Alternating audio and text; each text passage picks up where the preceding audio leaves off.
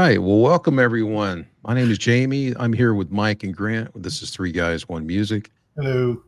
We're going to talk today about what got us into music, what got us excited about being musicians, and just the songs that might have inspired us and kind of turned our heads around a little bit. We're going to kind of follow our tradition of talking about what we've been listening to for the last several days. And I think Grant's going to get us started on that. I shall. I'm going to listen to one thing, the soundtrack to Under the Cherry Moon by Prince. Okay. Almost, no, I would say every song is good. And a lot of people hate on that movie, but I like the movie. I think it was done for what it is fairly well. And it was black and white, which at the time was, people weren't doing that. And it was a cool story, sad story. But the soundtrack is really good and got a lot of diverse songs, some dancey stuff, some ballad stuff, a couple of not really harder songs, but just a well-rounded soundtrack album. And I'm hoping they will do a reissue with all the B-sides and all the 7 and 12-inch singles that they released way back in the day that you can't find anymore on digital, because I would love to Right. the songs. But yeah, just listen to it a couple spins so far. And Yeah, I wonder how complicated that whole thing is with his estate. There's several songs that just aren't available. I wonder, who's holding it up or. Well, they've done Sign of the Times and All right, Purple Rain. Purple. Let's Go Crazy. Purple. Well, Rain. 1999 as well. Yeah, and but I mean, I don't know if Under the Cherry Moon is as popular enough, that they will give it that same treatment. I don't know, but to me, it's fantastic. So, Cool. Yeah, can't go wrong with Prince. Yeah, great musician.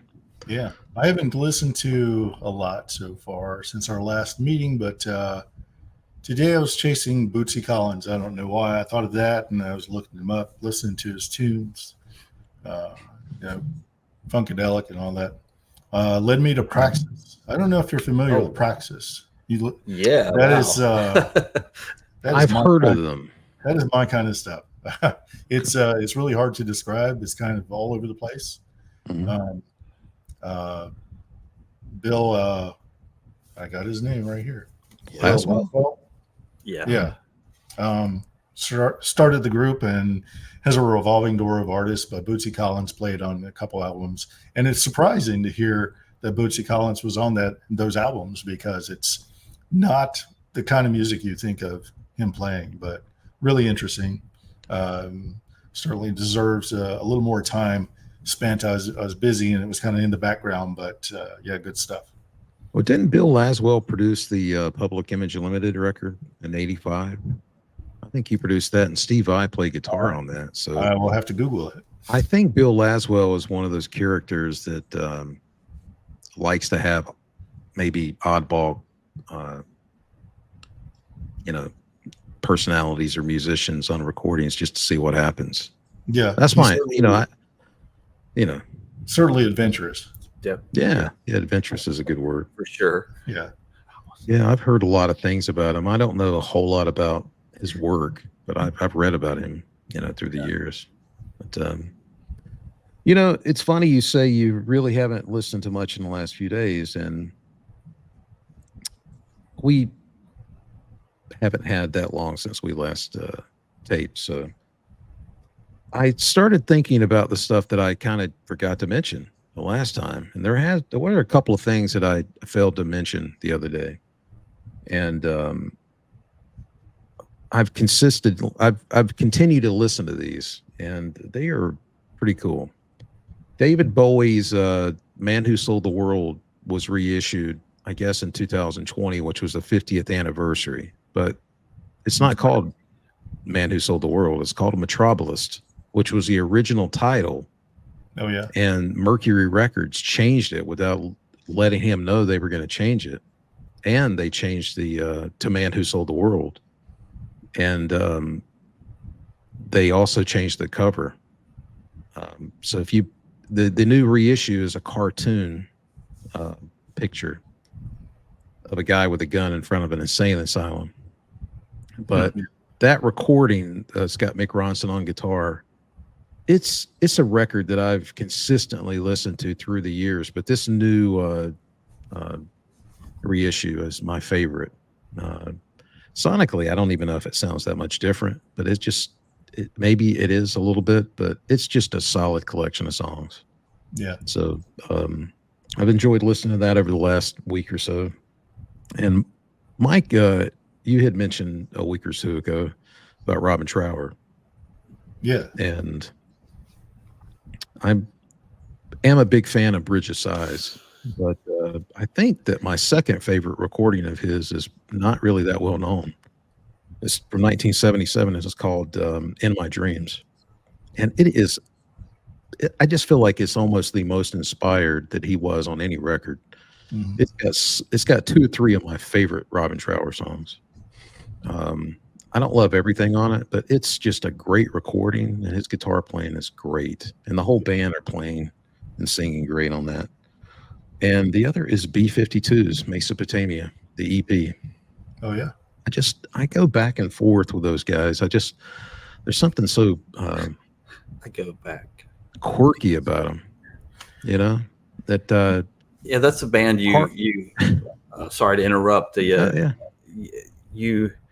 I think Rome, we were sitting on the porch last night actually, and had on Sirius, one of the 80s shows from Sirius, and Rome came on. Yeah.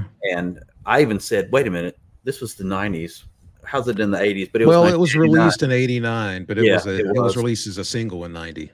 But that's one of the songs by them that I can stand. Nothing against them, nothing against them at all. But it's the kitschy stuff is not my cup of tea. Oh man, I love it. That was one of the best shows I've been to. We went to see them at UNCG. Wow, really?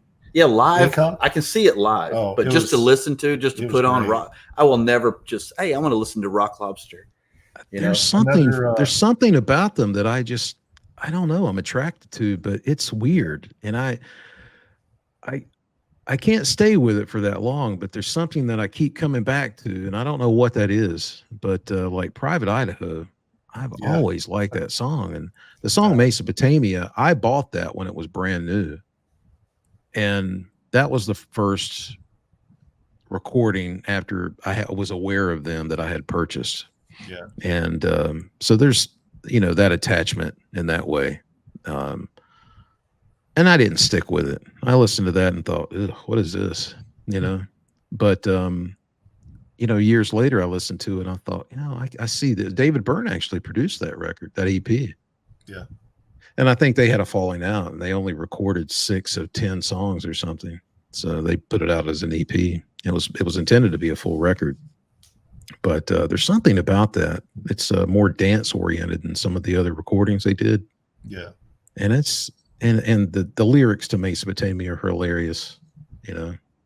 Before I talk, I should read a book. I mean, that's just a great line. Well, that's another band that I was talking about finding appropriate music that we could enjoy with the kids, and that's a group. Their first 2 albums. After the kids took their baths, before they went to bed, before it was reading time, we would dance around the living room listening to B-52s almost every night. That's cool. A ritual. So that was a lot of fun, and I'm sure the kids have good memories of that. I certainly do. So that's a standout. They're fun. They're fun. Yeah, group, you're in the mood for that, like I said. But I just they're more serious stuff, if you can consider it serious, or more traditional songs other than the kitschy stuff and the stuff that's pop. The stuff on the radio, they rarely play anything other than the party stuff, and it's just it's okay, but that's just what I associate with them as just a good time. I don't associate nothing serious. I think that they just want to have a good time. But there was actually a clip from Atlantic City that I saw that was, I think, just a couple days ago, and they were having a great time on stage, and it sounded good. It had a couple of musicians that I recognized in the back line. I can't remember what her last name is, but she used to be in a band called The Waitresses, the bass player. Oh, yeah. What's her and name? her brother was the drummer, I think, on Conan. I don't know his name. I can't think of it, but yeah, she was playing bass for them at this Yeah, gig, and she's really good. I can't think of her name either. yeah, I think it's Tracy something. But anyway, Not yeah. sure. So they had some good musicians behind them. They Yeah, sounded really good. They were just having a good time, and yeah, all these songs that people know. You they're know, really good live. They're very yeah, tight. You know, you think yeah, they sounded great. singing silly songs, they'd be a little looser, but they're yeah, Right. they put on a great show. Yeah, yeah. I like them. You know, like I said, I'm not gonna want to listen to that all the time, but yeah, it's fun. You know, I mean, we all have our moods that we want to listen to Yeah, something different, but I don't know what made me want to listen to that, but I've enjoyed it, you know. So, okay. So, do we want to get in today's topic? You want to go ahead and do that? sure. Oh, you know what? I totally forgot. On the last show, when we said what have we been listening to, we saw the Wailers live, and I totally forgot to Oh mention yeah. it. Oh, Wow. wow. And yeah, I was never. I didn't haven't back in the day. I never saw them, and I don't know what I was expecting, but it was freaking fantastic. Yeah. They were tight, on point. It was. I even, there's a couple of Bob Marley songs that are, about serious stuff or whatever, and Yeah. I was like, wow, I'm actually moved by this music. I Mhm. mean, and they have fun songs and Right. not necessarily party songs, but good time songs. But then it was all equal. The serious stuff was amazing, and then the party stuff was just fun and good crowd, and Mhm. it was at open air. So even if you didn't buy a ticket, you could go and just hang out in the park. But we had a direct sight to the stage, and That's cool. great sound. Everybody, like I said, I was like, I was. I don't know what I was expecting. I don't want this to sound weird, but not that I was expecting them to suck, but just you don't know what you expect with a band with What are that. you just taking a chance that you're gonna be entertained? I mean, Yeah, you were yeah. I you mean, were we wanted to hopefully go, you were and expecting a good time, right? yeah, definitely, Yeah. definitely. But Yeah. um, I was. They were really good. The guitarist was playing some really cool stuff. At the first, I was like, okay, he's got distortion. Okay, he's playing a little arpeggios. What's going on over here? Mhm. Unexpected. They were really changed up some stuff, and it wasn't like you're just Where putting did you on see him record at? at Yeah. LeBauer Park Oh, okay. in Greensboro. Okay. And but yeah, I totally that I don't know why I forgot to mention that last one. But if you ever get a chance to see the Whalers, it's worth it. Definitely worth it. Well, I'm a huge Marley fan. Yeah, Yeah. not just for the history, but I mean that's Right. included obviously. But if you go, Actively good band. yeah, Yeah. musicians. Oh, really good, really Do you good. know how many musicians that they have from the original lineup or I from that think era? I know there are only two that are still living, but I Oh, think one of the person's sons, or maybe two of the person's siblings, are in the band. Actually, in the okay. band. Um, I'm Well, sorry that I didn't do more research on it before I mentioned it, but no, I yeah, mean, there's still I'm some not trying family. to quiz you. Yeah, there's. I know it's okay. I'm just Um, glad I'm not the only one unprepared. yeah, Makes me feel there's some family history there, some direct lineage. Yeah, It's not that's just cool. like it's a bunch of Right. random. And the singer, I forgot to look up his name because we were very impressed. He wasn't trying to do a Marley impersonation. Mhm. Okay. You could tell it wasn't Marley, but it was Right. very, very. He's very good, very I good. think that's so important. I think it's disconcerting whenever I see somebody that tries to sound just like a previous Yeah, singer. yeah. Like, I mean, I try to be, he sounds like that genre, but he's yeah, not trying to, he didn't come out and trying to look exactly like Bob Marley or doing it wasn't like an impersonation, like I said, he was just singing. You could tell it wasn't Bob Marley, but it was right. in the same vocal range and everything. So it was a really fantastic show. Just for a minute, we could talk about, as a musician trying to find your own voice, but as a singer, literally trying to find your own voice Yeah. and the expectations the band might have from you and the audience. Where do you straddle that line where you're trying to please everybody that's expecting something from you and paying, the band's literally paying you, and that you've got to find your own, way. Yeah. And just as a musician, on our own, trying to find your own voice, your own path instead of, and we're going to get into this in a minute, what inspired us to become musicians and really get into music as heavily as we have been or are. But where do you separate that, from the stuff that really inspired you? It's like, I love what this person is doing, but I've got to listen to the music in my head. And, You just don't want to copy you it. know, yeah, well, that's difficult. That's not easy. I guess some people have it easier than others, trying to just, like you too. I think that those guys would have admitted that they just couldn't play other people's songs. They had to write their own songs. Yeah. And then they found their own voice because they just couldn't do it any other way. I don't Same know. for the Ramones.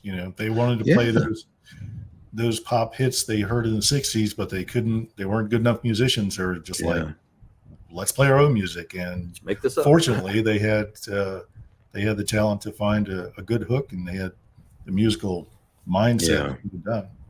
Dee Dee, I guess he wrote most of the melodies back then, didn't he? He was largely responsible for a lot of the songs. I think he had a great ear, and he knew hooks. And they had their own. I love the Ramones. I guess it's not for everybody, but I love it. Oh, it's amazing. And actually, I should mention one other thing that sort of, I don't want to go back to what we were listening to, but I have just the last day or so been listening to the the Green Day Dookie from '94. Mm-hmm. I had never really spent a lot of time on that, but there's definitely some Ramones influence, in that style, and that's been kind of a nice discovery for some of the songs that I never listened to. Because I'm not attracted to necessarily what's popular. I usually go the other way. And I didn't attach myself to that record when it came out. I do remember Mike and I were playing together at the time. And I remember when that record came out in Longview, it's got that very distinctive bass line at the intro.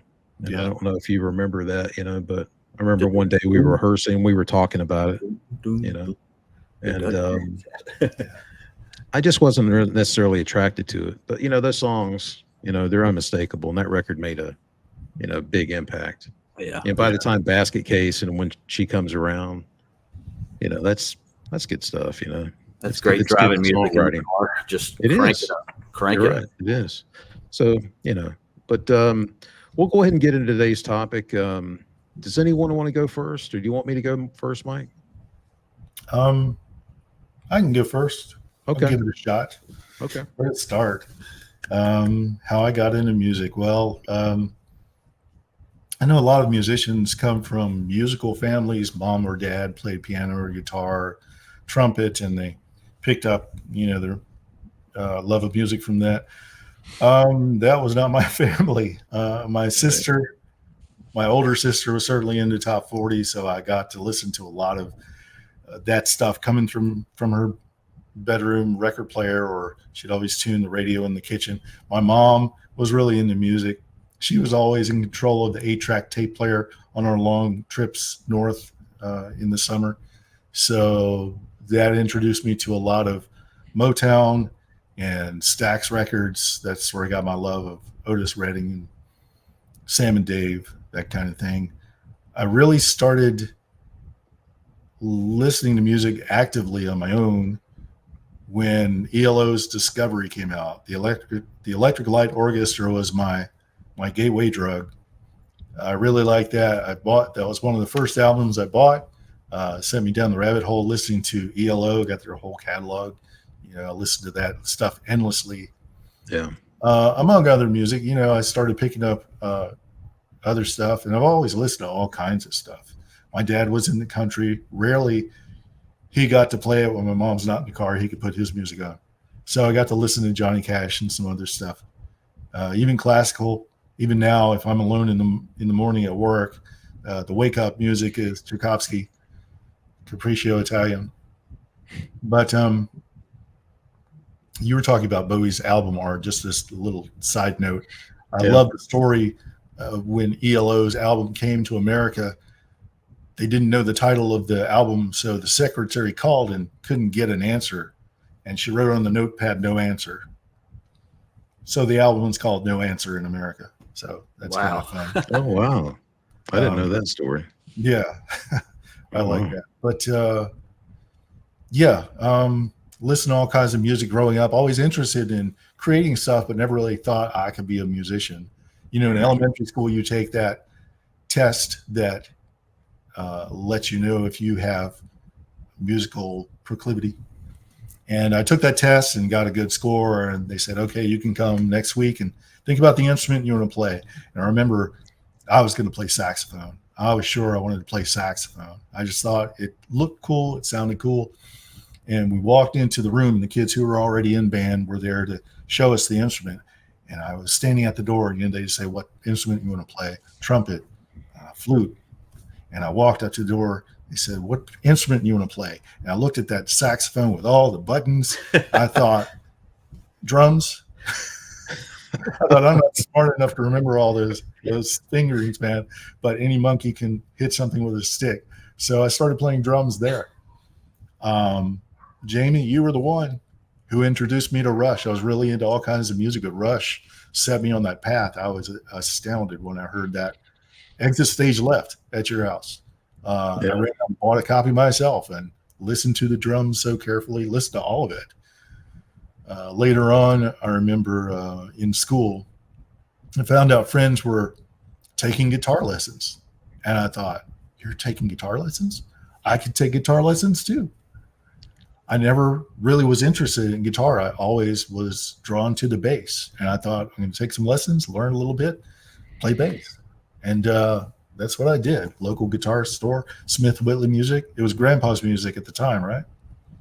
I think it had changed. Grandpa I think Smith? by 82 or 83, it changed to Smith Whitley. Yeah. It's just I think maybe by 81, it changed to Smith Whitley. Yeah. Took some lessons there. Finally got a bass guitar, met Grant, found out he plays. We got together now and then with Joe Hewitt. Yep. And Chris. And Chris. That's some good times playing, goofing off. Staying up all night. Yeah, staying up all night with our instruments. And here I am, thousands of dollars in the hole with guitars and amplifiers and keyboards and fancy microphones. I played at Joe Hewitt's house one time. I don't think he was impressed. Joe, I love Joe. Joe, if you're watching this. We really never knew each other. I think he just maybe had me come over on, but we were just weren't into the same thing. I think he was playing keyboards. Yeah. Yeah. And I played. He took piano lessons from my mother. Oh, is that right? Yeah. Oh, he's a nice guy, Oh, yeah. I haven't seen him in forever. I don't even know if he remembers me, honestly, but and we, I was 16, I think, whenever we got together. So it was nothing. We had no chemistry musically, as I recall. But everywhere Joe went in his Mustang, I heard a 16 beat coming out of his stereo. He had it cranked up. I just heard that 16 beat. And I asked him one day, "What are you listening to?" And he gave me a copy of Saga's Silent Night. And again, down the rabbit hole, buying all the albums, listening to Saga incessantly. But here we are.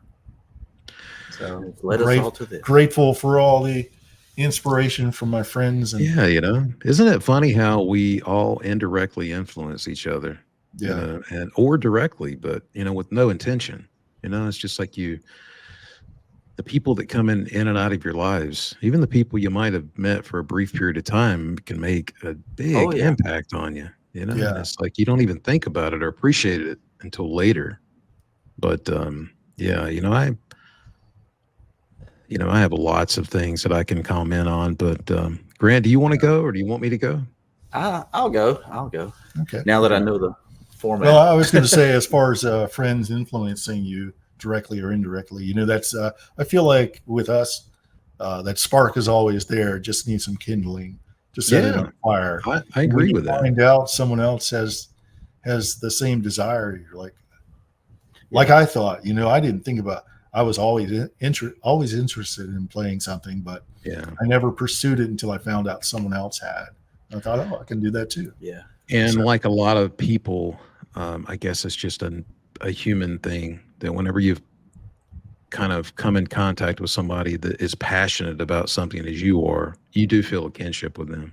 Yeah, Even if you never become great friends or whatever, you still feel a connection because you are on the same path and you understand what that person's going through and how they think about things a lot of times. And it's, exactly. it's a big deal. I mean, how many people have we met in our lifetime that super passionate about music? I mean, a lot of people love music. People who really spend a lot of time devoted to it. I don't know. I mean, I don't know what the percentage is. It's not that high. No, definitely not. Yeah. It's not. So it's a big deal when you find somebody that you really can relate to in that way. So it's pretty cool. Mhm. So Grant, tell me how I influenced your musical pursuits. Well, you were a big influence on my musical pursuits. Yeah. Seriously though, I mean, you were probably in more progressive bands than I was at the time, so you definitely got me into more Marillion, things like that. I had heard of Saga, obviously, but you were Obviously from China. really into them, and that pushed me more into them. But yeah, that's I can't even. There's so many musical memories, like I mentioned before. I don't know if it was on the podcast or not, where I would bring records over to I bring a missing persons record to your house, and it was like, listen to this drum part. Listen. Well, I to this. remember that too. Yeah. But yeah, I guess when I was going back to how you did it, when I was a kid, I there's not a time I can't remember not listening to music. Whether it be in a car radio and I was like, oh, I like that, turn that up, or oh, that's a terrible song, I don't like that. But I always was cognizant of music. Now, my dad was not really into music at all, but my mother did listen to a lot of different music, and she would play different music. She played piano, but at the time when I was a kid, we did not have one in the house, I don't believe. That's a long way to think back. But I don't remember a piano being in the house because I know I would have tinkered on it if we'd had one. But I remember being moved by music, even as a whatever year. This is going to sound really hokey because it's kind of a hokey, sappy 70s song. But whatever year Seasons in the Sun was on the radio. It's either 72 or 74. It was I'm popular. not sure which one. It's I one of those remember two. listening to that song, sitting at a little desk, and I can't remember if I was doing homework or if I was just drawing, because I was more into art at first, creative wise. And I was always drawing, always doing little watercolor paintings and whatever. But I remember that song coming on the radio, and as I was always into lyrics as well as music, listening to the lyrics, and I remember it made me cry. And I was shocked that I was crying because of a song, because I hadn't made that connection yet, that obviously anything creative, it can move you. That's what it's designed to do, whether it's a movie, painting, poetry, a song, whatever. And I remember my mother asking me what was wrong. And I was like, this song is sad. It's so sad. And when you're a kid, you're not afraid to cry. When you grow up, you're not supposed to cry. But It was 74, by the way. okay, yeah. Yeah. So I was young. Let's put it that way. I was really young. But I can remember being moved by music that long ago. And fast forward, walking to the fast fare convenience store and seeing a magazine with Neil Peart's drums front and center. Neil Peart. Yeah, Neil Peart's drums front and center.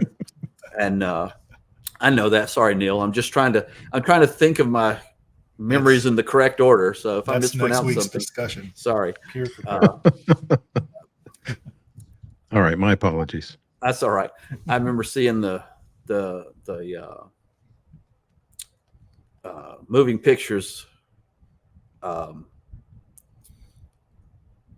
drum set on the cover. And I was like, wow, you don't, because when you think of drums, you just think of 4 or 5 piece kit, especially back then. And I was just intrigued. What is this? What is this? And like so many drummers, I think Neil was the impetus of everything, the creative spark or whatever. And, Was he both of you the first drummer that both inspired you to want to play drums? Yes, and I think it was more a visual thing because I had listened to right? Led Zeppelin, and I loved John Bonham's drums. I'd listened to Yes, Bill Bruford, and I knew enough to know who these people were because of liner notes. Right. But I never thought about it. And then when I saw his drum kit, I was like, "What in the world is this?" And so then I can't remember if I got Exit Stage Left first or if I got Moving Pictures first. That's a long lost to memory. But either one, and you're amazed. And the only other thing, my neighbor down the street, Wayne Hall, Wayne, if you ever listen to this, shout out. He was playing drums already, and he would open his window in the summertime and you could hear the drums, And so I would just sit in the backyard and listen to him play drums like a little idiot or something, like not doing anything, just sit and listen to him play drums. And he'd be like, "What are you doing?" And I'm like, "I'm just listening to you play drums. Is that okay?" I guess, weirdo. And, and he would play stuff and I would just listen. And finally I bugged him enough by hanging out in his backyard, listening to play drums, that he actually said, "Well, come inside and you can see my drums, but don't touch them." And so I was like, "Ooh, shiny." And so that went on. And finally he let me touch the drums and, cymbals. Don't get fingerprints on my cymbals. And fast forward, he was going to get a new kit, Ludwig Acrolite clear, and he still has it. And so I bought his old drum set, which was a really kind of a no-name drum set, but that was my first getting an instrument. Is this the silver one? Yeah. Wow. And I knew what the drummer did, but I didn't know how to do it. And so I got that kit and proceeded to listen to songs and try to repeat it, and then go put the needle back and go, how'd they do that? Slow it down. My grandmother had a big old hi-fi, that was the size of a couch, but it had the 16 and a half. Is that setting? 16, 33, and 40. Yeah. Well, 45, of course. Right. The really slow setting. Right. Wow. And I remember taking Shelly Manne and Buddy Rich albums. Mm-hmm. And slowing it way down, because as a kid, jazz was even more of a anomaly than rock was. Exactly. Because rock, you can hear, boom, pa, boom, boom, pa. You can hear what they're doing. I'm impressed the fact that you were listening to Shelly Manne and Buddy Rich as a teenager. I mean, like, what are you talking about? 15, 16 years old? Yeah, 14, 15, 16. That's impressive. I was in love with the drums so much. I was like, I heard of or it was on TV because, my parents watched Lawrence Welk and Hee Haw and whatever all those shows were at the time. And, the late night shows I would stay up and sneak watching late night shows, and Buddy Rich would be on Carson or something like that. And Ed Shaughnessy was the drummer, and he had all those toms, and I was like, drooling, Right. And, so I would slow down those on the jazz records. I would be slowing all that down, trying to make sense of it all. And I remember before I even got a drum set, I was playing drums on a pillow. I had gotten some drumsticks from the music store because my mother taught piano at the time, and she would go and get sheet music for her students. So what music store would this have been? Do you that would have been Harris Music. Harris. Out on English Road. Yeah. Where English and Westchester come together way back in the day. So that would have been where that would have been where John Flint would have been.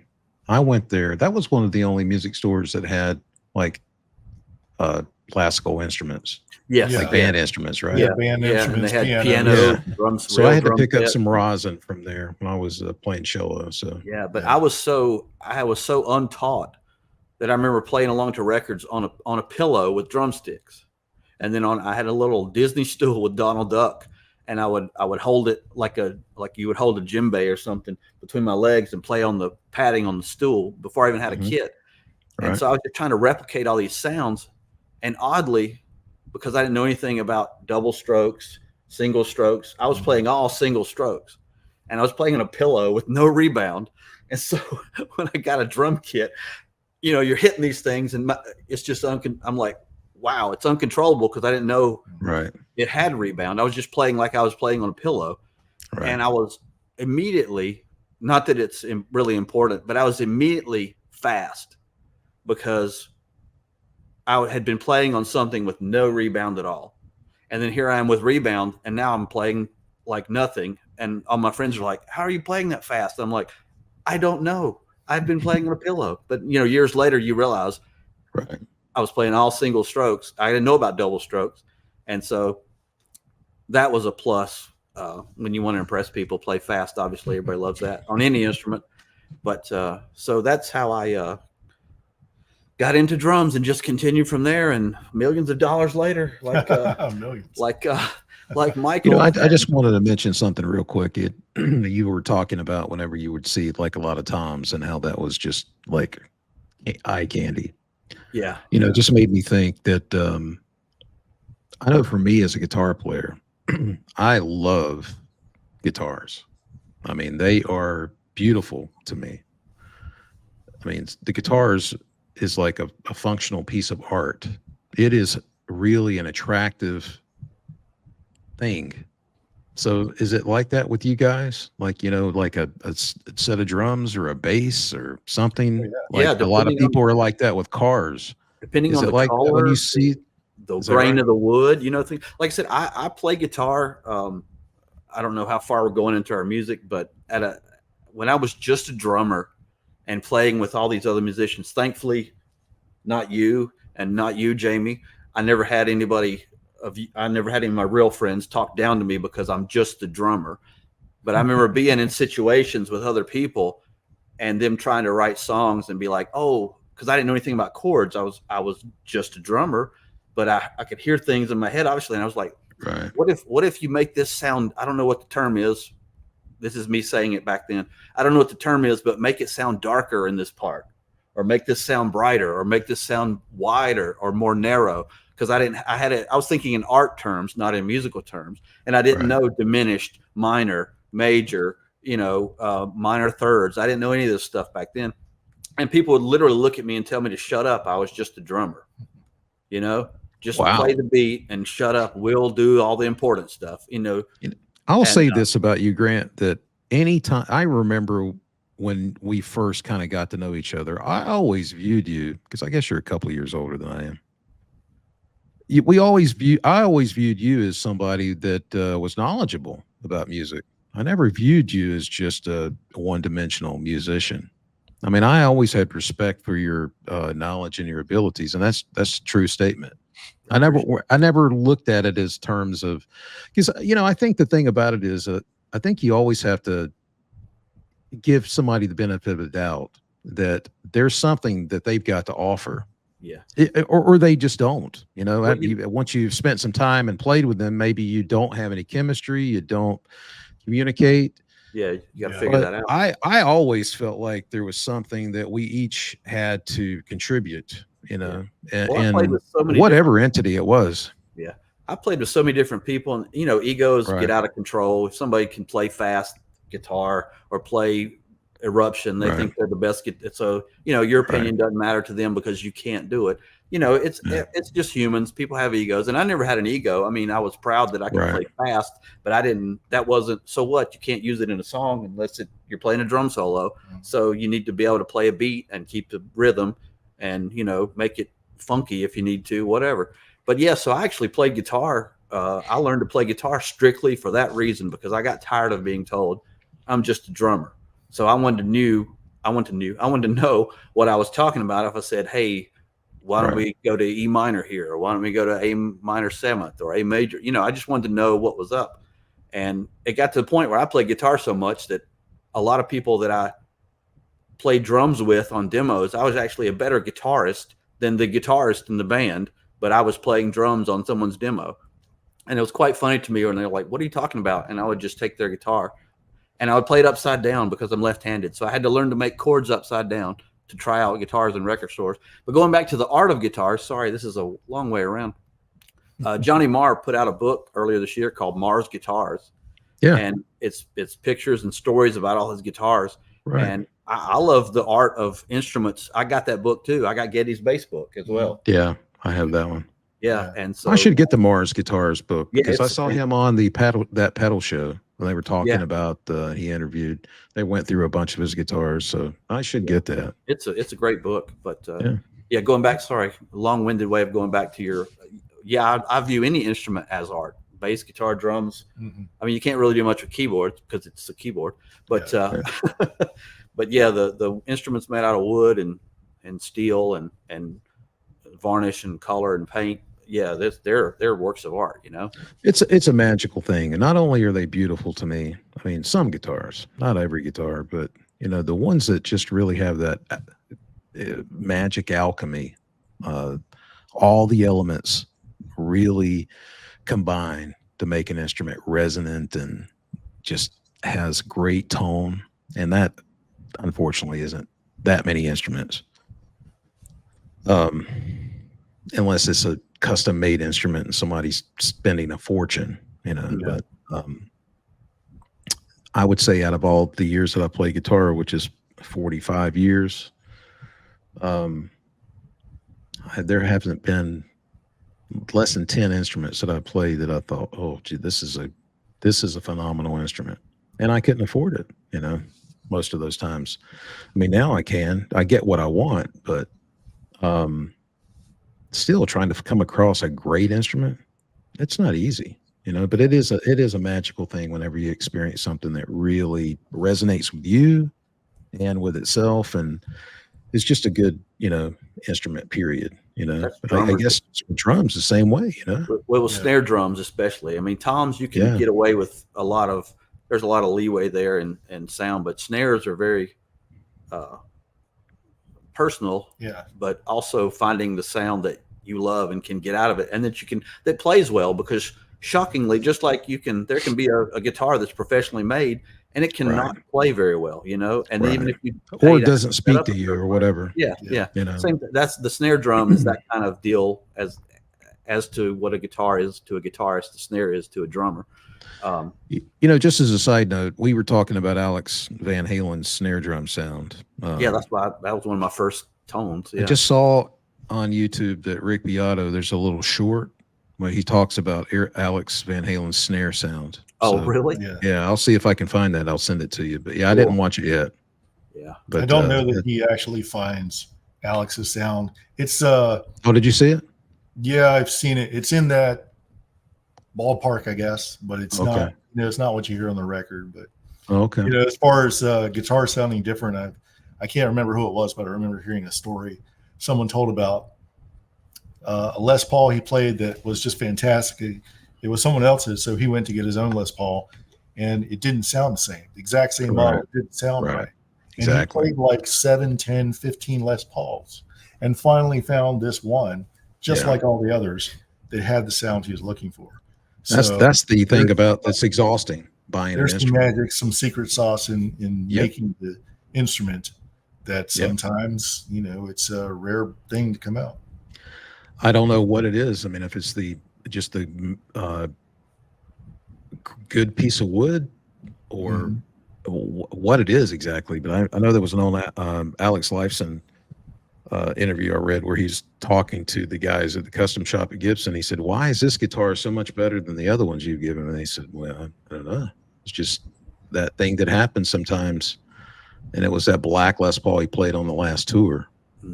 And it does sound really good, but he said this one just sounds so much better.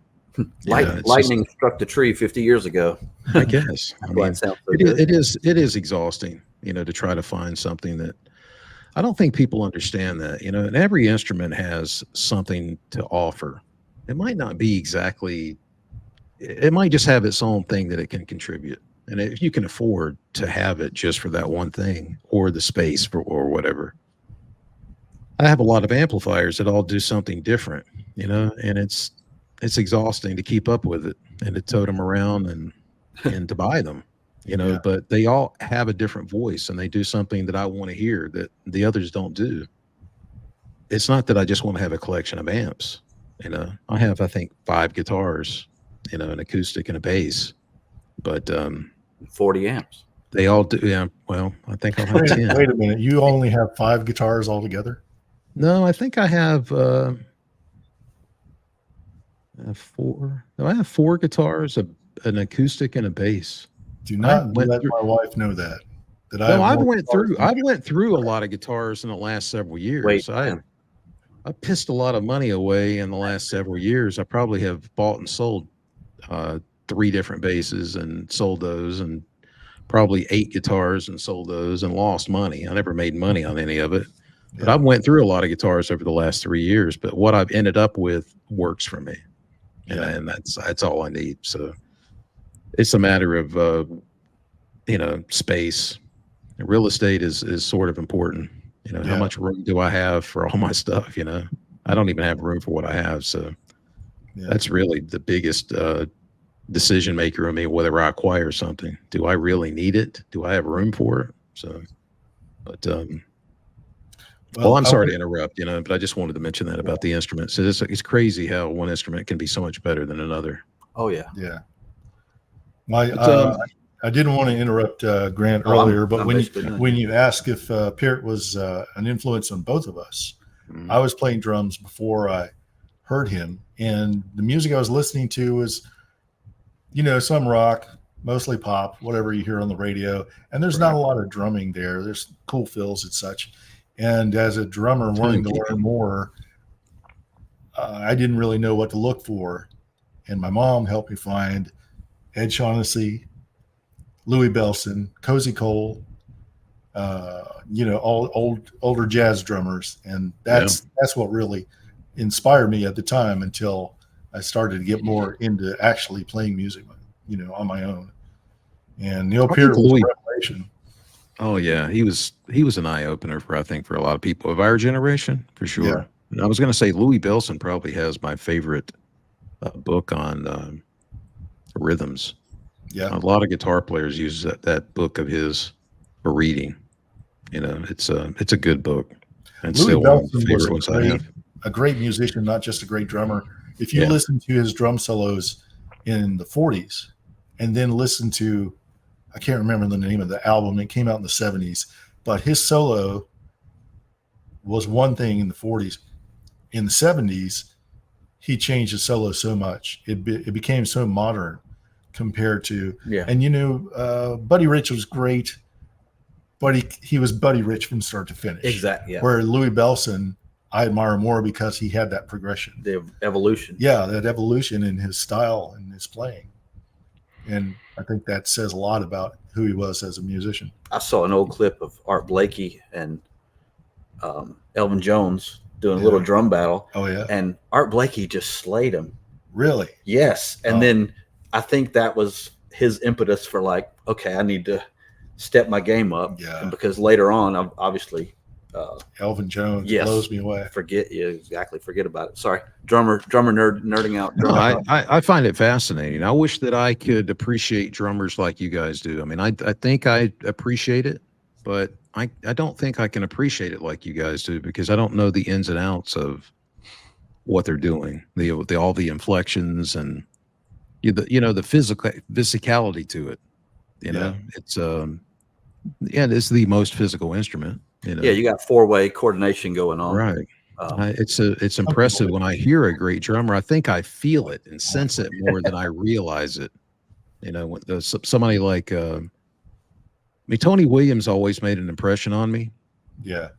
Elvin Jones, I have to admit, it took me a while to understand what was so great about him. I didn't think he was not good, but I didn't understand the majesty. His style is so rough and tumble. Basically, it's not. Not a very defined style. So it's not immediate for me to be able to appreciate it. But I know some guitar players. I have a few musician friends that are primarily guitar players that just really, really understand they just appreciate drums in a way that I don't think I do naturally. I have to really work at it and think about it, but it's more something I sense. And I even remember one time when Mike and I were auditioning drummers. I really liked this one kid. I felt it felt good to me, but Mike said, "This guy's no way. We're not doing it." And I was like, "I don't understand. This was felt good." And it did feel good to me. It made me play a certain way, but I didn't understand what, but I wasn't gonna battle it out and argue over the fact, but we went with another drummer, you know. But it's hard to say what it is about somebody that makes you play a certain way or feel, comfortable. I don't, it's hard to kind of decipher. It's just a natural thing for me. Yeah. You either feel comfortable or you don't, but I mean, I can get used to anybody playing, but I just remember that one time. I mean, it wasn't a big deal for us, but I do remember saying, I really liked the way this guy made me feel. And he was a young kid. I don't think he was 17 or 18 or something, but there was a lot of enthusiasm in his playing, as I recall. But I didn't know enough about drums to argue with Mike, and I was going to defer to his judgment and his, decision making. I become a dictator when you put me in charge. I don't really remember that. I remember going through at least two before we found Mickey. Yeah, her name. This was a young guy. We played Detroit Rock City with this kid. Yeah, and I think it was Detroit Rock City, and we didn't play anything like that that we played in our set list. But I just wanted to see what he played like, and I felt like he was pretty natural, and it just felt good to me. So that's just one thing that I hadn't thought about that in a long time. We'll never know what since then. Well, Grant, do you have any other things that you want to add? I've got a long-winded story here. I'm going to try to abbreviate it the best I can. I feel like I've been overly long-winded. I apologize. No, not at all. No, that's, it's all about telling an arc of a story, and all of our experiences. Yeah, and it's hard to kind of put it into one fell swoop, Yeah, I kind of didn't even mention any of you guys playing with y'all, but obviously we've had some history there. So, like you said, I regret at the time that I couldn't actually join in with y'all. I know I filled in a lot, when you were in between drummers and when you were wanting to rehearse. I remember being over here almost every week for a little while. I bet, yeah. And it was fun, and obviously we all could play together. But at the time, I had other musical commitments. I couldn't say I'm in for a penny, in for a pound. But both of you guys, obviously, Jamie, at the time, you were like, dare I say it, the best guitarist I knew. I have something to comment on that. I have a lot of thoughts on that. But anyway, that's how a lot of people viewed you. I know you were a really good guitarist, and obviously you still are. Well, but I appreciate that, but I'll let you. We're all self-critical, but when people are, but and you and Brad were kind of the tops of, who could play what was out there at the time and who was really into, a real guitar player, not just somebody, who played chords and sang around and sang campfire songs or whatever. Yeah, they can play guitar, but you guys could play guitar. There were difference in drummers who can play the drums. Somebody could just play the drums. They can play along to, no insult to anything, but like a simple song. But, then there are guys who can play the drums, Right. Same thing. There are guys, Michael could play the bass. He wasn't just plunking, he was just plunking. You were playing. You were playing all kind of stuff. Michael and I would sit around and we would play the little Cygnus X1 part for about 30 or 40 minutes in a row because it was so fun. What would it take to bust this amplifier? Yeah, exactly. But just for fun, just little Rush snippets of songs like, like this part. Let's play this part. Let's play this part. I don't know if we ever played a complete Rush song, but anyway, just and you don't play that music unless you can sort of play. No insult to the Beatles. Everybody loves the Beatles, but a lot of the stuff it's easy to play, or a lot of popular songs on the radio are easy to play because they're just pop songs. And no insult, we all love pop, but you know, um, but you get into something like La Villa Strangiato or some stuff on Hemispheres, and you gotta know what you're doing, you know. I think the older I've gotten, I think I'm almost more attracted to, and I would never have guessed that this would happen. And I think this is confusing to some of my older musician friends. I think the older I've gotten, the more attracted I am to simpler music, because I realize how difficult it is to write a good 3 minute song that You know, captivates somebody's attention. It's almost, I wouldn't say it's easier. I was getting ready to say easier. It's not easier, but it's more natural for a musician that's been playing a long time to play parts that captivate their attention, keep them interested. But as a, you know, somebody who's listening to music or buying music, I think I'm almost attracted to songs that just either have this great chord change, but still do it within a really short period of time. And I think that probably, maybe not probably, but maybe is what bands like Rush and some of the other bands through, you know, our formative years kind of realized, okay, we've already done this and we need to simplify and streamline things. And maybe it was only to gain a larger audience. You know, it may be, I'm sure that was part of it. But and I also to keep them interested, you know, it's like, you know, as much as I love progressive music, you know, sometimes I just find it boring. You know, yeah, I mean, would agree. I totally understand what's great about it. I do. I have Sometimes I just want to hear a simple song.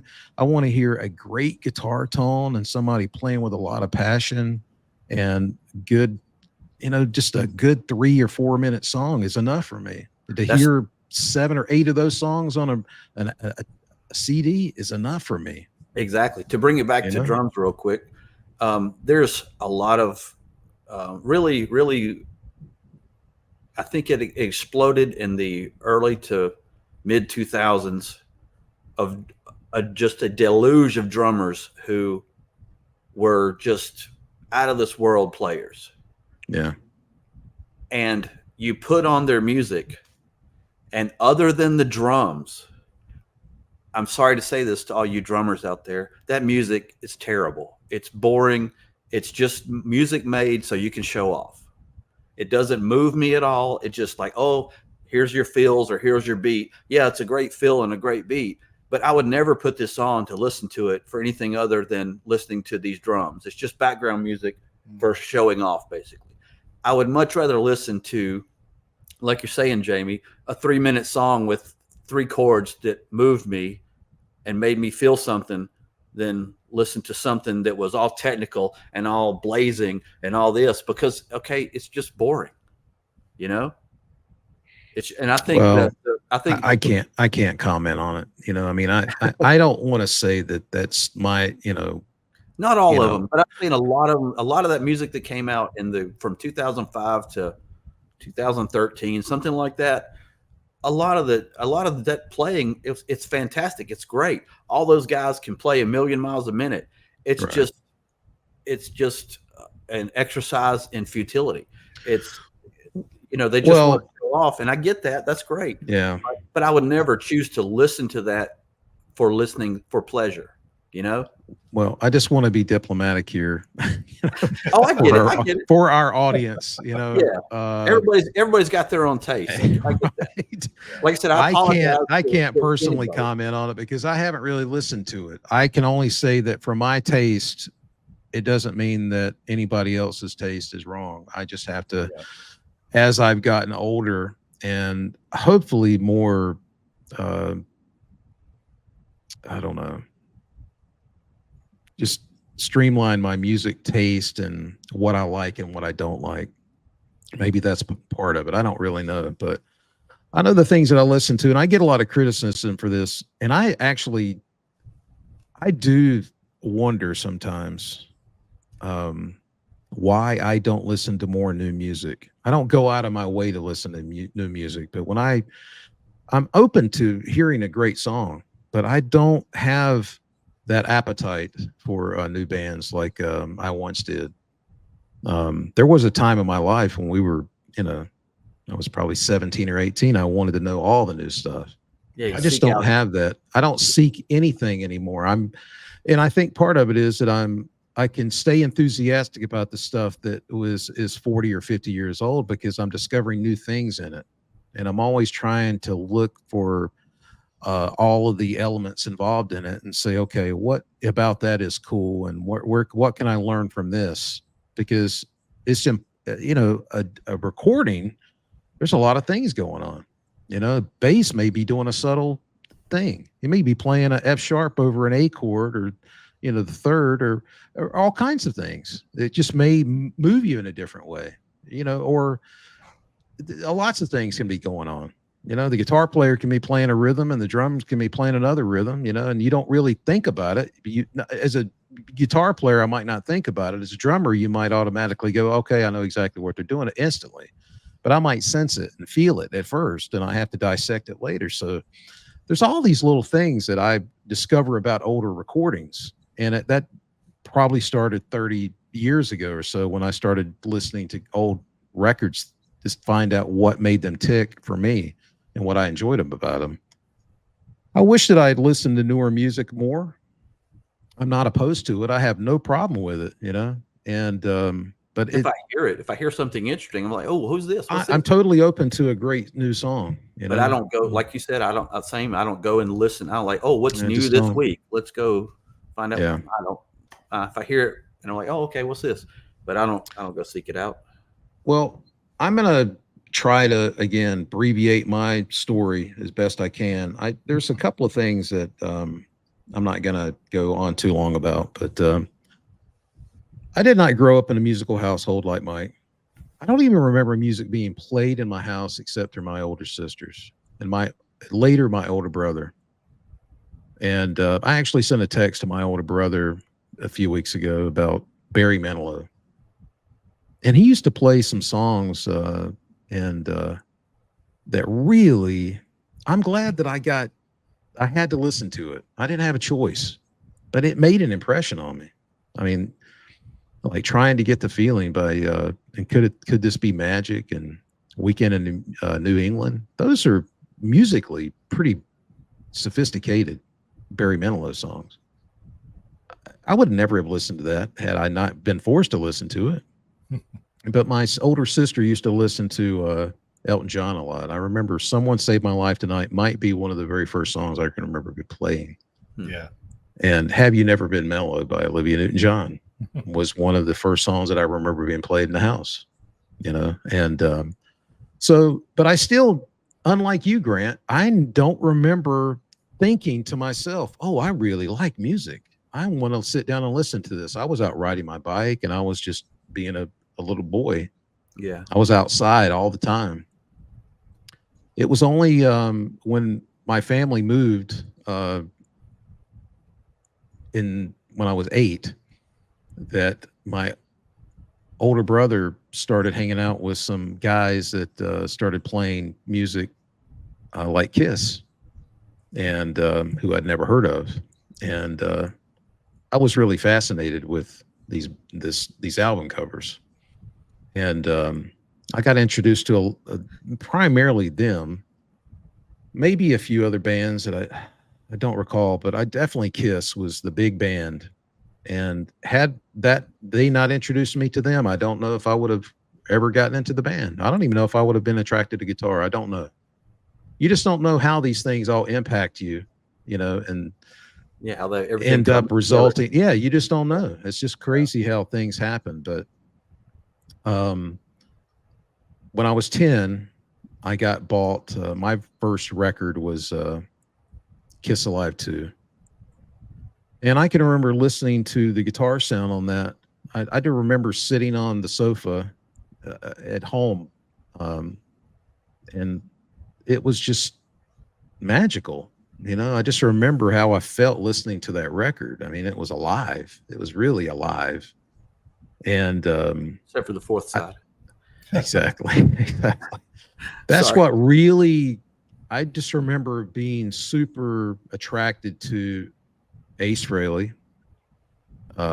His guitar sound on that record is still attractive to me. There's a lot of harmonics in his playing, and it's really loose, but it's melodic. At that point in his life, he was a really good guitar player. Oh, yeah. And I shouldn't even say that. He's a fine guitar player. Wasn't he doing some double tapping, some finger tapping in that solo? Yeah, I think he probably got that from Eddie Van Halen, would be my guess, because they all saw Van Halen play the previous year in '76. Yeah, in LA. I didn't know the time, but I remember. I said that's a guess. Every time I hear that solo, I'm like, he's got to be finger tapping there. It is finger tapping, but I think he probably saw Eddie play. Would be my guess, but and actually, a pet peeve of yours, Peter Criss has an excellent snare drum sound on that recording. Okay, I'm not a fan of it. I know you were talking before about Peter Criss's drum sounds. Yeah. I just don't care for it. It doesn't sound right to me. It sounds tinny. Yeah, well, it's more punchier than the recorded. It just version. sounds like it's got a. I don't know what you would call it. It just doesn't sound right. It's got a ring to it. It's got a little ring. It's a ring that's unpleasant to my ear. Yeah, But I didn't really ever think about playing guitar at that point. Nobody in my family played.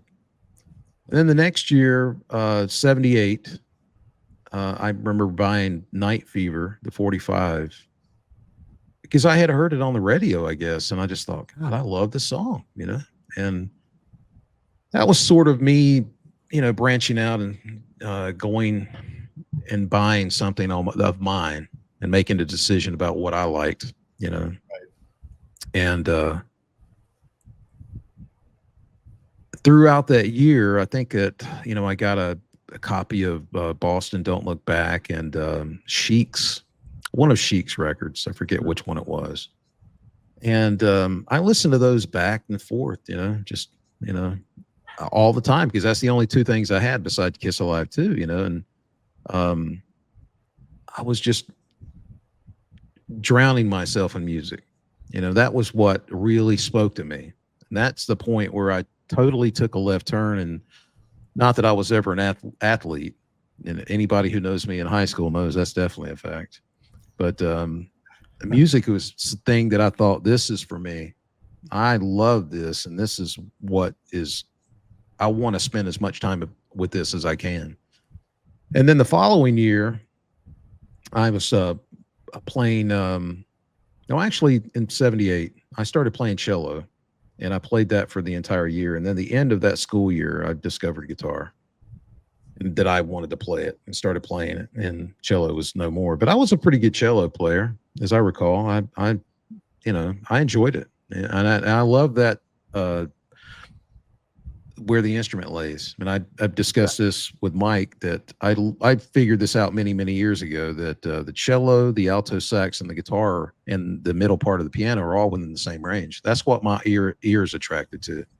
I'm not attracted to the super sub and the really high, tones. I'm really attracted to that middle part. Yeah. And I thought that was interesting when I figured that out many years later, but that is what I like to hear. But something Mike said just a little bit ago, I hadn't thought about this in a long, long time. It's so funny how these things happen. When I was in seventh grade, Kirby Smith of Smith Whitley Music. How you doing, Kirby? I guess he had forgotten where he got this cassette from. So I was at the store all of the time. I wasn't working at the record store yet, but I was up there because I was like, I had the choice between going to a record store or across the hall was a guitar store, a music store. I thought, man, this is the best. I found where I wanted to be. So I was at the guitar store all the time, and I was just this punk kid. But Kirby gave me this cassette that I guess he had forgotten who he got it from. And it was, I think it was Highway to Hell by AC/DC, and I forget what was on the other side. But I took this to school, and got suspended. I think somebody asked to. No, I didn't. No, that didn't happen. Just messing. I don't remember exactly how this came about, but I'm going to mention this person's name. And I don't really know him, but we both knew his brother. And somehow, I think the cassette got, I lent it to somebody. And then they came back the next day. They said, "You stole this cassette." And I was like, "What? What are you talking about? I didn't steal that." I was like, "I got this from Kirby Smith." And as it turned out, Luther McCarter, who's the older brother of Laura McCarter, Wow. was taking guitar lessons from Kirby, and Left had her. given that cassette was up at Kirby's, and Kirby just unknowingly, so I don't know where this came from, and gave it to me very innocently. And Luther confronted me, and I was like, I got it from Kirby. I didn't take it. I didn't take it from the store. I think they really thought that I stole it from the store. And that was my only, I think that's the only time I ever interacted with Luther McCarter. But I think he's a musician. You know, he still plays, I think, but I don't think we've crossed paths since then. But so that year, I got introduced to Queen's Live Killers Oh, and all of this music, Highway Really? to Hell, yeah. Kiss Dynasty, 79, the Pink Floyd, The Wall, Supertramp, The Knack, My Sharona. That was an amazing year for me, that all this new music, Dream Police by Cheap Cheap Trick. Trick, Yeah. and Live Budokan. That was just one of my favorite years. It just introduced me to all this stuff, and it really made me think, okay, I'm onto something here. And then that year I saw a concert at Northeast. I think it was the only concert they ever had there, because one of the bands got into some trouble, and but it was just so amazingly loud. And I just thought, this is what I want to do. I really want to be a player, and I want to learn everything I can about music. This just makes sense to me. It never was such a mystery to me. I do want to comment on something you said a little bit ago, but I just realized that was something that I felt like I needed to explore. And I don't think I was a natural. I do feel like I'm a natural musician. I feel like I'm a natural guitar player. But at the time, of the two other friends that my two best friends at the time, they were considered the better guitar players. And I can't say that I'm the better guitar player, but I think I did just rapidly progress, more than they did. That's how I feel about it. Yeah. But at the time, I don't think I was given that much. I don't think that the older people, around me, thought that I had much to offer. But I don't know. I guess I was so tenacious about it. I just loved it so much. It just finally came to me, and I finally started getting some, respect, which I wasn't even seeking. I just loved it so much it didn't matter, But do I think I'm a natural musician? I do. I think I'm a natural guitar player. But do I not have all these demons to think that I'm not worthy? A lot of the time. There's a lot of elements to my playing that I'm not, secure about. But I also realize I have things that not every guitar player has. I know I've got a really, really good ear, and I preach that all the time. Almost more than anything, you have to have a good ear. You have to have some sense of timing. And I've struggled with my timing. My timing that's not a natural element to my playing. I've had to work at that. Yeah. But melodic side of my playing, completely natural. I've never had any hang-ups about that I'm completely secure in. But there are elements to my playing that I'm not secure about, and I know I have to work at. I think that's. And I guess every musician has that. Yeah. Most musicians. Well, Jamie, while you're fishing for compliments, I can tell you more than twice. People have heard you play and turn to me and go, "He's really good." When we were in the studio in King, the guy who was engineering for us, he was really impressed. And Well, I was that's very always proud. good to hear. It's like he's with me. Is his name Phil? I don't remember. That was I did some work there, and there was gosh. an engineer named Phil that worked there. I really don't remember his name. You know, there are Yeah, some things that I do and some elements of my playing that I'm very confident in, and I Yeah. know that I'm competitive. You know, I feel good about a lot of the things that I have to offer, and I think that those things that I have sustained me, and the problems that, or deficiencies, or whatever you want to call it, those things in my playing that I know I have to work at. But the things that I'm good at, I know I'm really good at, and you know, I'm better than some people. I wouldn't say a lot of people, but some people. And there's just things that I'm attracted to in a certain type of player. But Well, and you've always had a voice, even if you don't think you're there yet. You've always had a recognizable I appreciate that. playing style that really Well, even stands out. in And it's LA, cool. I know It's that cool to one hear of the someone who doesn't necessarily know you compliment you like that. You know, yeah, even if you that's didn't hear nice. it, to hear someone say he's really good, just the first time they hear you, I thought Well, that's I really think cool. my vibrato and my feel are two of my Hey, this is a family show. What are you Calm talking down about? there, buddy. Whoa, Settle whoa. well, Simmer there down was now. when I was in school out in Okay. LA. Oh, I thought Okay. you said something else. When I was in school out in LA, one of the younger students said your vibrato is super distinctive. You know, it's like every time I hear you, I know it's you. And I said I and sometimes I kind of feel like I've painted myself into a corner because my vibrato is what it is. But I did work very hard at it, and it's very important to me. And any musician that I hear, they have a good feel, and Yeah. you know, and a good vibrato. But as a guitar player, I know I have a good vibrato. You know, I say that with humility, but I do believe I have very good vibrato, and I'm not shy about saying it. Not everybody does, you know, and I know I've got good vibrato. So that's my, I got I'll fly that flag all the time. But, you know, the following year, I just want to, some important people came into my life. Kirby Smith and Jerry Whitley were two really important characters that I haven't seen a lot of them over the last few years, but extremely important in my early years. And,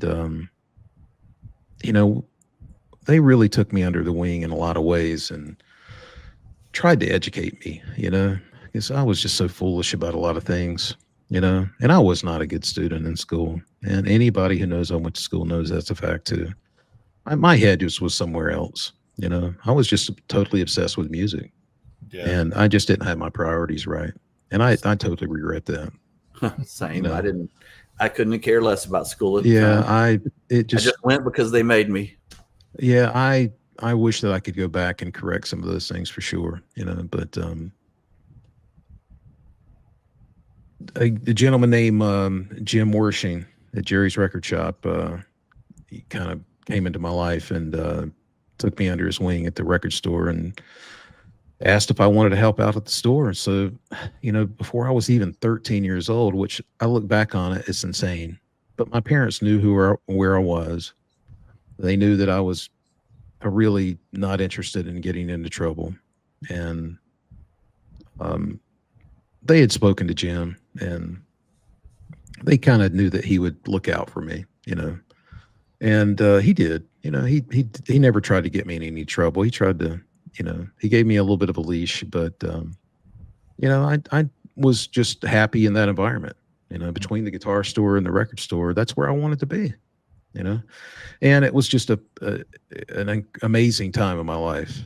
And but I had an amazing record collection by the time I was 14, 15 years old. I mean, certainly better than any of my peers. I didn't even recognize the fact that I had this great record collection. I just thought I want all this music, and I had access to any and everything I wanted. The Jim never charged me for anything. I never had to buy a record. Anything I wanted to hear, I got it. And I just look back on that and thought, that is insane. I didn't realize it was like this, instant jukebox.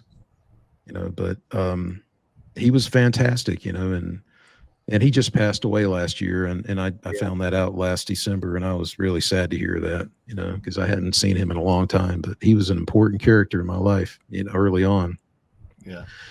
But by the time, I started to really get serious about guitar, I knew that I wanted to be the best guitar player I could, and listen to as many things. And I knew I needed to listen to a lot of things, and um, reading a lot about different musicians. That's the time of my life where I really put the pedal to the metal and listened to as many things as I could, and open myself to all these different styles, like Michael Hedges. That's not something I would typically listen to, but at the time I was really fascinated with it and wanted to learn everything I could about it, but I never wanted to play like him, and I don't want to hear other players that play like him. It doesn't interest me because he did that. There's a few people that play a lot like him, but I thought, well, he did it the best. He started it. I don't want to hear anybody else do it. Right. And that's my opinion, but somewhere that I just discovered, I guess that happens naturally, but I just kind of figure out what I wanted to pursue, and I wanted to follow my own muse and what I hear in my head. And I don't want to be super influenced by the other things. Although I love the idea of being in a cover band and just for fun, but once it becomes a responsibility and you're trying to make money off of it and it's a hassle, it's not fun anymore. Yeah. So the only time I would ever want to do that, if it was just for fun, and you made a few bucks, great, but it has to be a blast, but to have everybody in the band who wants to play the same thing. Grant and I've had a few conversations about this. Yeah. That's not an easy thing always. Yeah, it's not. You gotta. It's when it's not fun. It's really not fun. Yeah, So, yeah, I love music. We all love music. I love guitar. It has been an amazing thing to have in my life. I can't imagine my life without music, and I think that it's exhausting to some of the people that have been in my life. It's I totally understand. They just sorry, Dad, for all the they don't understand games. Yeah, it's I guess there's always something that really connects with the human being that the other part of the population just doesn't understand. And I don't know what it's like to be super into mountaineering or something. It's like, okay, well, that's cool, but when you're passionate about something like music and something that can touch you and put goosebumps on your arms and really make you feel a certain way, it's just mad. It's amazing. It's magical. And I don't know if every art form does that for people. I just know music is something special. And we've all talked to that person who, like us, really loves music, but isn't really into it like us. And you have a good conversation, and then we get to the minutia, right? And they're like, "What are you talking about?" Right. I have to go now. So yeah, I think it's almost offensive when you talk to people and they say, "Well, I love music." It's like, well, okay, what do you love about it? They can't tell you. Yeah. I think I've said this before. I think a lot of people are attracted to a beat, and to them, that's it's how it's how a song makes you feel. Yeah. And it might make you happy. And you might love the way it makes you feel. And you're like, well, I love that. So I think music. They gravitate to the beat as a description because they can't put into words any other facet of how the music makes them feel, because they may not have the vocabulary, or they may not have. Well, it may be more than the beat, the melody, or just that soaring note at the end or whatever. But I think, it's the idea. It's that they can't describe or break it down or tell you why. That's the difference, and why we annoy people with talking about music so in depth. I have said this before too. I've worked with a handful of people who are so indifferent about music, and I find that super disconcerting. I find it very peculiar. Yeah. I can't relate to somebody who doesn't love, at least likes music. Somebody who is indifferent about it. It's super weird to me. It is very strange. Yeah. I won't say that. I was going to mention somebody who's in the public eye that doesn't like music, and I don't want to say the name, but better not. Yeah, Well, my They, dad, he doesn't love music, but he listens to music. But he's got Sirius, and every time I have to go with him somewhere or drive him somewhere in his truck, he's got that station on where it's all the popular songs from all the eras, but it's the instrumental versions. There's no oh, wow. lyrics. It's just, the violin will take over the vocal part, or the piano will take over the vocal part. So And it's like all music. yeah, but it's full orchestration sometimes. Wow. It's not as boring as like elevator music, because I can actually, oh wow, they chose to, because Across the Universe was on one time, and I forgot what they used what did they use for the vocal, like a vocorder or something for the vocal. Hmm. And I was like, That's weird. okay, yeah, this is weird, but it worked strangely. So I don't know Oh, what wow. musicians were doing this going, I'm going to try vocorder for the melody. But yeah, it's weird. He's not, like I said, he's not into music. Other than being in his vehicle, he doesn't listen to music. Yeah. But he listens to enough music that he knows he only likes the popular music without the lyrics, because he's I don't know if he's anti-lyric or he just doesn't want to think Right. about the lyrics. He just wants to enjoy the melody. My dad, I don't even think he liked music. I don't even remember him playing anything except just background music. I don't think it meant anything to him. So I didn't get any music talent from him. It all came from my mom. My mom actually did love music, and she had a beautiful voice. And I really regret that she didn't have the courage to join a choir and sing, because I think she would have been amazing at it. And I always encouraged her to do it. She didn't have the courage to do it, but that would have been fun for me, just to see her have fun and have that connection. But I don't consider myself a singer, and I just want to mention this real quick, that one of the other things that's an amazing thing, and I don't know if either one of you have experienced this. My I don't have a powerful enough voice to be a lead singer, but I've got a good harmony voice within the right range. And whenever you harmonize with yourself on a recording, and you feel when you're in phase and you feel that resonance, or if you're, in harmony with somebody else and you're really in phase with them, it's an unbelievable feeling. And I haven't experienced that many times, but that's what I enjoy, about the vocal part of being a musician, and I do love singing. I don't think a lot of people know that about me. I love singing. I just don't have a powerful enough voice, I think, to project as a lead singer, but I love harmony singing.